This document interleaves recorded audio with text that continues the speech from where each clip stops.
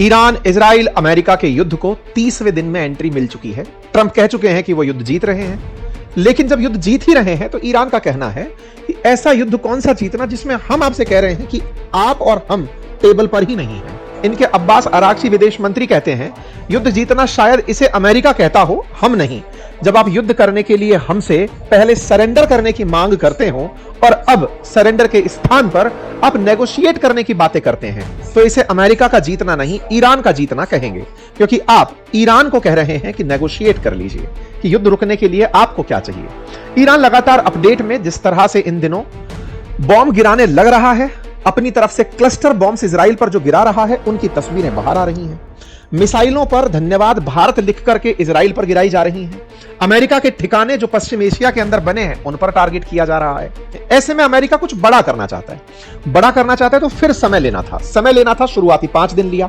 Iran इस बात को समझ गया था कि यह केवल बेवकूफ बनाने की बात है, वन साइडेड अनाउंसमेंट है, हम नहीं मानेंगे। ना ईरान माना ना इजराइल माना, दोनों युद्ध लड़ते रहे। इस बीच में क्या हुआ? इस बीच में अमेरिका का सेंटकॉम पर अपना एक जहाज जिसका नाम है यूएसएस त्रिपोली, पानी का जहाज जो कि थोड़ी धीरे चलते हैं, स्पीड बहुत कम होती है, 50-60 नॉटिकल माइल पर घंटे की स्पीड होती है। यूएसएस त्रिपोली 3500 मराइन कमांडो लेकर के पहुंच जाता है सेंटकॉम पर। सेंटकॉम कहां है? कतर के अंदर, दोहा में।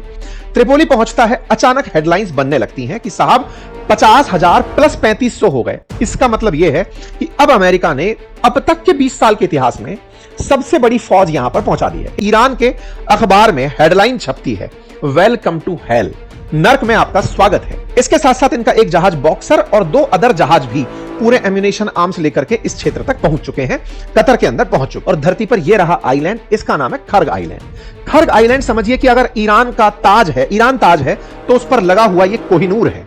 अगर ईरान 100 लीटर तेल पैदा करता है तो 90 लीटर तेल जहां से बेचता है, उस जगह का नाम खर्ग आइलैंड है। मेन लैंड से 25 किलोमीटर दूर यह है आइलैंड। ये जो आपको दिख रहा है, यह है खर्ग आइलैंड। सवाल यह है कि इस आइलैंड पर है क्या?